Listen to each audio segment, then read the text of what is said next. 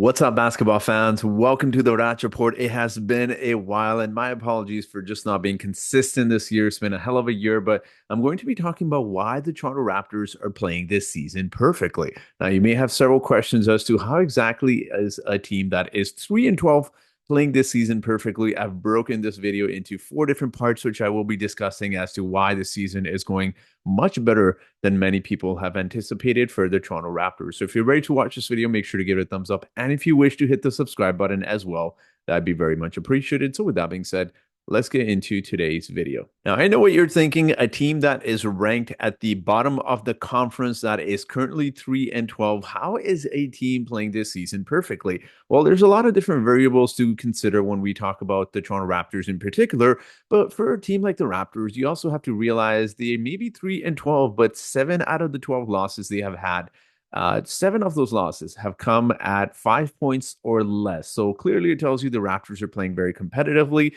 and we know they're in a rebuilding mode. Now, the first thing I want to talk about is their developmental system. Now, when we're talking about teams that are rebuilding, one of the most key important components of rebuilding is to be able to develop your players. And the Raptors have done a tremendous job with Darko Rajakovic, of course, being the head of the developmental system there in their head coaching system.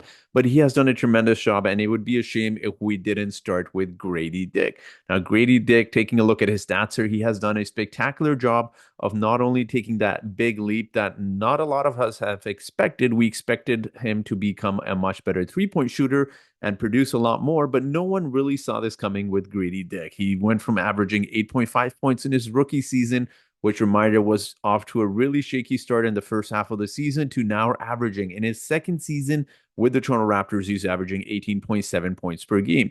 And it's not only the statistics, guys. I know statistics can be a little bit deceiving sometimes, but it's how he's scoring. He's not doing this necessarily by hitting a ton of three-point shots. As you see there, his three-point percentage, excuse me, is actually less than last season. Last season, on 4 attempts per game, he shot 36.5%. On this season, 6.9 attempts from the three-point line, he's shooting 34.6%, which absolutely shows you that he's scoring in more ways than just three-point shooting. And the Raptors have done a good job with Grady Dick, not to take any credit away from him, but just to give you an example of how he's doing a good job is that three-point percentage. He's more than just a three-point shooter, which is something a lot of us Raptors fans have been amazed at and really surprised, because he is hitting jump shots, he's attacking the basket, and he's doing so much more than what he has displayed in his rookie season as well, which has been absolutely tremendous and a bonus for Raptors fans to see. And we also have to talk about another player we have to talk about, and it would be a shame if I didn't mention this player before we moved on to our next section, and this is Ochai Agbaji. Now, Ochai Agbaji is 24 years old. He's obviously played in the NBA for several seasons now with the Utah Jazz. He was drafted by the Cleveland Cavaliers, who traded him in that Donovan Mitchell trade. But we know that he hasn't really panned out as much as many fans were hoping for. But this season seems to be different with the Toronto Raptors. He did play 27 games last season with the Toronto Raptors. He averaged 23.6 points per game. Excuse me, not 23.6 points. If he was averaging that, he'd probably be an all-star. But he averaged 23.6 minutes, excuse me, per game. And he only averaged 6.7 points per game. But this season has been different for Ochai, for someone who's been, again, like I said, it's not his rookie season. It wasn't his sophomore year. It wasn't even his third year, but this is, several seasons into the NBA now. Darko, there was a picture circulating on Raptors Twitter where he was showing Ochai how to shoot the ball, and a lot of people mocked it, saying he's not in his rookie season or second or third season. Why does he need to be shown this? But clearly, it has paid dividends for someone like Ochai. He went from averaging 6.7 points last season with the Raptors to 13 points, nearly doubling his point production per game. But not only that, look at that three-point percentage. That is the most impressive aspect of his game. He hasn't really been a good three-point shooter ever. His highest mark came in his rookie season, in which he averaged 35.5% from the three-point line, but that was only on 3.9 attempts. This season with the Raptors, 45.3% from the three-point line, shooting 4.3 threes a game. And even last season, he was only shooting 21.7% from the three-point line. And to display what an amazing job the Raptors coaching staff has done, that is an absolute amazing stat to look at right there. For someone who's never been a good three-point shooter, for him to shoot 45.3% has been spectacular, to say the least. And just overall, when you look at his field goal percentage as well, shooting a career high 52.4% 4% on his highest field goal attempts per game. And again, a reminder, a lot of players, when they're taking more shots per game, normally their field goal percentage takes a dip. He's taking 9.7 attempts per game. He's shooting 52.4% from the field, as opposed to last season, where he shot 6.8 attempts per game and shot only 39.1% from the field. So it's absolutely amazing to see Ochai progress the way he did. But again, similarly to Grady Dick, he's kind of understanding his role, but he's also spectacular in the little areas he's improved in. Obviously, three-point shooting is one of them, but just to see him playing within himself and not forcing his game too much is tremendous to see for someone like Ochai, who a lot of Raptors fans have given up hope even after the summer league because of how poorly he played. So those are two key players. You could honestly highlight about 4 or 5 different guys in this section here, but we are going to be moving to our next section here. And this is tradable assets. Now, when we talk about tradable assets, you think of Bruce Brown, Chris Boucher, but one player that has really showcased his skills has been Jakob Poeltl.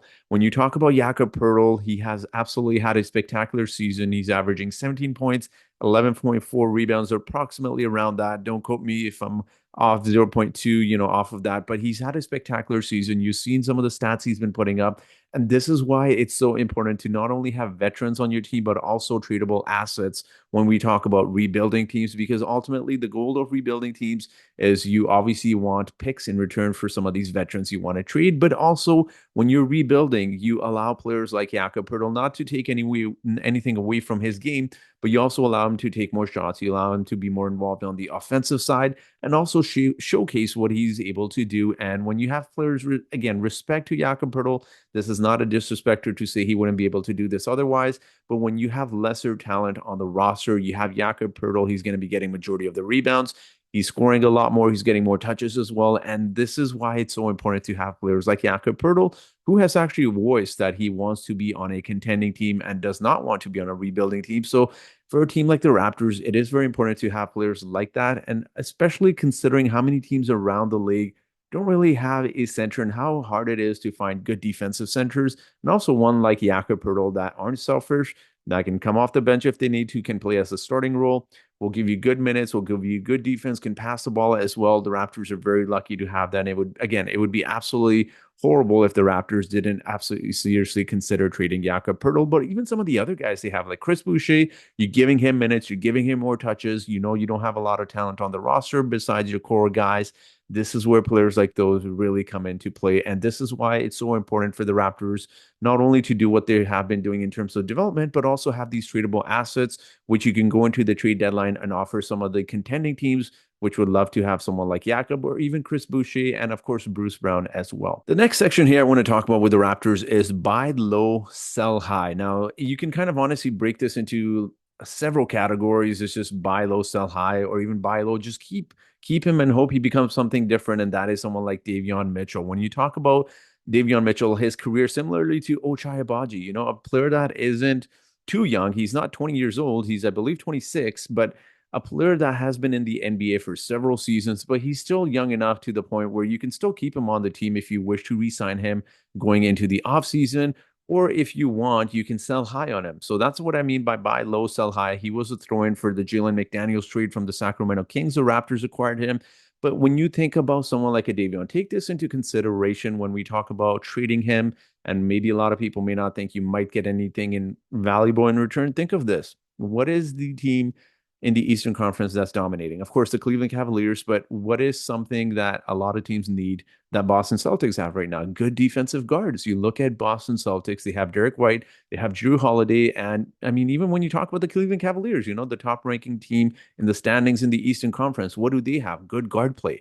So when you're talking about contending teams, why would not a lot of contending teams want to replicate what the Boston Celtics are doing? And no, this isn't to say Davion Mitchell is at the same level as Drew Holiday or Derek White, but you can understand where I'm going with this and why it's so important for the Raptors to have these guys. If you want to keep Davion, sign him to a multi-year deal, keep him. He could be a good key part of your rotation, top 8, 9 guys moving forward if you do decide to re-sign him. But ultimately, if you don't want to re-sign him, you can trade him and hope to get some sort of assets or picks in return as well, which wouldn't be a bad thing. So when you're looking at this roster overall, before we move on to our last topic, you're able to develop guys. You have good interesting veteran players like Jakob Poeltl, you could easily probably get a first round pick for, especially with the way he's playing, Chris Boucher. And then you have guys like Davion Mitchell that are really guys that you've invested into, but you can also treat him. Keeping him wouldn't be a bad thing either, considering, this team isn't very good defensively. But ultimately, the Raptors have a very fascinating roster. They're losing games, which isn't good, which I mean might be good, which I'll talk about in just a moment. But you're also developing guys. You're also playing very competitively. Like I said, out of the 12 losses, only seven of not only seven, only five have been blownouts, but seven of those games have been within 5 points or less, which tells you even though they're 3-12, mostly when you think of 3-12 teams, they aren't really competitive, yet the Raptors still are. So they're showcasing a lot of their players. They have veterans they can sell off. They're developing their own guys. And most importantly, our last topic here is that the Raptors are tanking. They're a bottom three team in the entire league. Let me repeat that. The Raptors are a bottom three team in the entire league, which is good, especially for a team like the Raptors because they are tanking. It's important for Raptors to acquire talent through which is being considered one of the more stacked draft classes in recent history. And why is this so important for the Toronto Raptors? You pretty much add to the core. As I talked about when I talked about the Raptors drafting someone like an Ace Bailey or Cooper Flag or even some of the other top prospects in next year's draft class, is the Raptors aren't going to acquire talent via free agency. Doing trades is really difficult, especially when a lot of star players choose what teams they want to go to now, and a lot of them, unfortunately, just don't want to come to the Raptors. You have a good foundation with Scotty Barnes there, Emmanuel Quickly, obviously Grady Dick as well, RJ Barrett, and then adding someone like Cooper Flag, Ace Bailey, some of the other guys as well. I know I'm not mentioning names here, could be a very fascinating roster moving forward. Look at Oklahoma City Thunder. You had Shea Gilgeous-Alexander, but adding a young talent like Chet Holmgren absolutely raised the ceiling of this. So I think the Raptors are playing this season perfectly. They're doing a great job of developing. They have tradable assets. They have guys that they've invested into, like Ochai and obviously Davion as well, which are pretty interesting players to say the least. That could be a key role players moving forward on your roster as well. And they are still losing games, which is important because ultimately your goal is to get a top five pick in next year's draft class. So, what do you think of the Raptors this season? Has this been a fascinating season for the Raptors fans? If you're not a Raptors fan, let me know in the comment section of what you think about the Toronto Raptors. That will be it for today's video, guys. So, thank you so much for watching, and I hope you guys have yourselves a great day.